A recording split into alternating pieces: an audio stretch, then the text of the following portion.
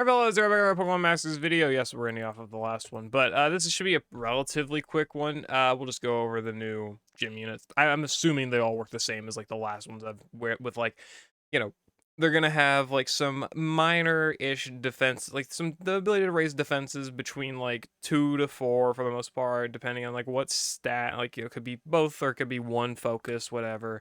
Maybe something like endurance or like a little bit of sync countdown, and then otherwise it's just like maybe potions or mini potions, and then the circle of whatever their region is, right? I mean, their support field, we already knew this. We look at their stats.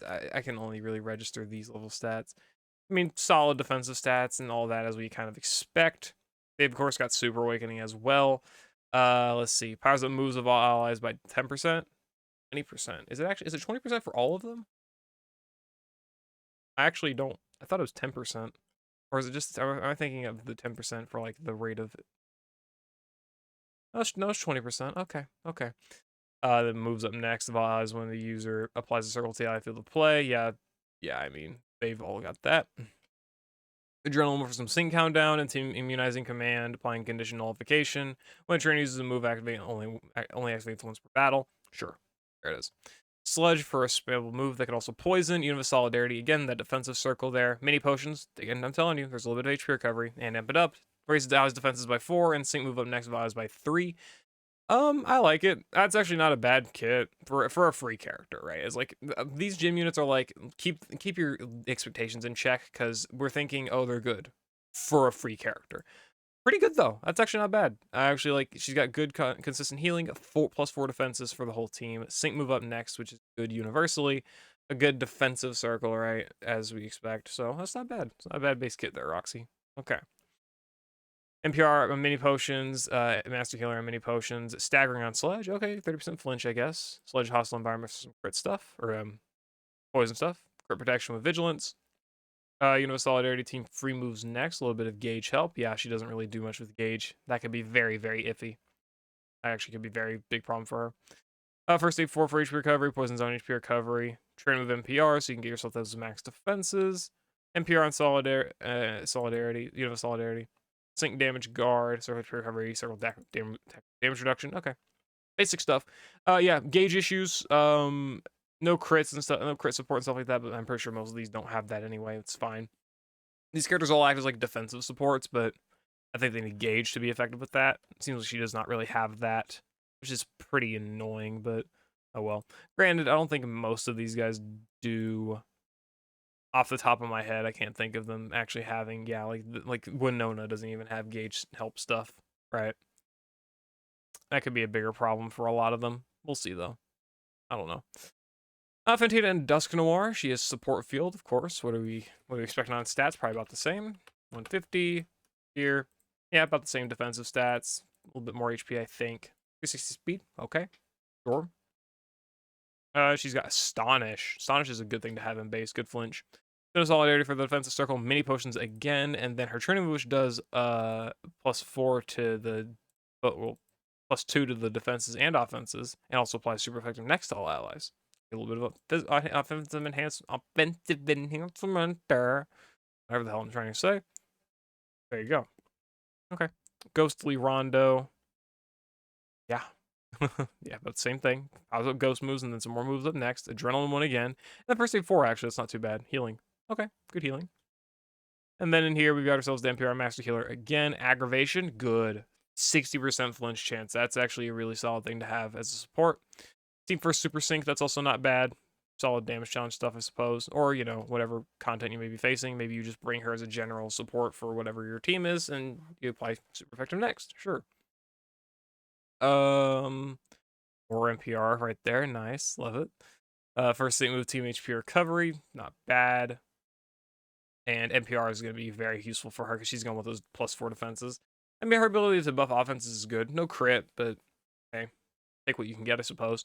I do recommend NPR though on this character since she'll want to buff her defenses more.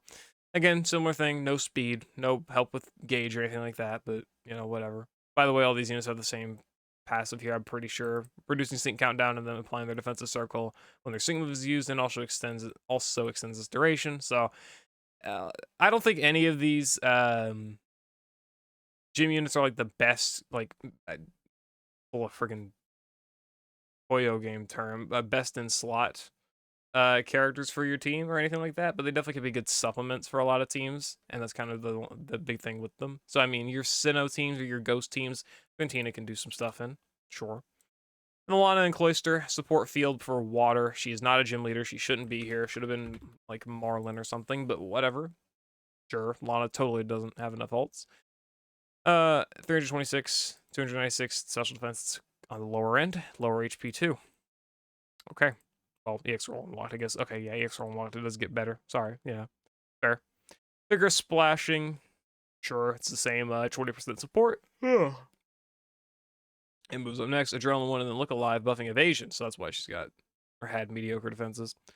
Water Pulse for confusion. I guess that just kind of plays more with this. I think they did similar stuff with like a Law Jacerola where, you know, they wanted to play around with her not getting hit. Well, Solidarity. Potion. She had actual dedicated potions. Sure. Buffing allies evasion by 3, crit by 2, and physical and special moves up next by 1. So no defenses. Better hope she dodges. Potion Master Healer, 2 nodes of it, and NPR. Okay. Mind Games on Water Pulse for some offensive enhancement. Aggravation 2 for some higher chances of confusion. Rainy Team Sync moves up, so we're actually getting some better damage support. Several attack move damage reduction. Triage Tank. Vigilance. Okay. I mean, I don't care for Lana not be able to buffer defenses, but also Triage Tank. Yeah, when hit by an attack move. Okay, sure, because you don't want her to get hit is the thing. So basically, they built her to have a little bit more offensive support with like this passive here and the moves up next here and like the crit buffs and stuff. But they traded her defenses for that and gave her evasion, so you know, coin flips and stuff. Not as fun, or at least not as consistent at least, right? So yeah, again, these gym units are all about the same, but given different quirks. Lana, I'm not that big on Lana. I'm bigger on the ones that can actually like consistently take attacks a little bit better. Like I like Fantina and Roxy a bit more in that case. I think Fantina is the best of them just because her flinching is solid, and then you know she's able to do consistent buffs between offenses and defenses. Her gauge isn't that great, but she's also only a 1 gauge move user because of the Astonish, so that's good, right? I think she's probably the best of the batch. I don't know if she's the best of all of them. I don't really remember the other ones like minor quirks each, but I like Fantina. Especially because Fantina works well with again, I wouldn't necessarily run Fantina like as a again best character for like a certain team, but you could run her as like a supplement of like Summer Gardenia or something alongside like Renegade Cynthia or Costume Eriott, because obviously she's got the Sinnoh circles, so there's a little bit of stacking you can do with that, and then both being like Sinnoh units and stuff. Kind of play with it for sure. Like some of the best ghost type units are Sinnoh, or at least some good ones are Sinnoh. You know, Gardenia, Eriott, Cynthia right there. This variety Cynthia is also Sinnoh. So there's good Sinnoh options for ghost types, and Fantina can kind of synergize them a little bit. That's kind of maybe what I like. I don't know. There's nothing crazy here with these units. Again, I'm not really expecting too much crazy stuff. I'm not big on Lana. Just evasion units are just so much RNG. It's just I hate it. Like it's fun in Legendary units, but it's not consistent or fun anywhere else really, and they can't take sync moves. So like, you know, but it's good that she's got potions to help supplement that. But never been big on evasion tanks, no matter really like what they've got, unless they've got a lot of ways to supplement the fact that you know they get hit once, they fold. Which I guess she does have defensive circle and decent enough defensive stats, but she's still really gonna heavily prefer having a defensive, like actual defensive buffs or offensive debuffs at least, which she also does not do, at least if I'm remembering everything right.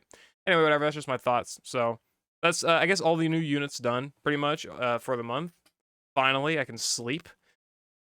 It is currently 11 p.m. I usually sleep at 11:15. It's gonna take me 30 to 40 minutes to probably get this edited, thumbnail made, and uploaded, and make sure it's good. Hey, no sleep. Whatever, it's okay. I'm not that worried about it. I'll see you later though. I hope you all enjoyed. Peace.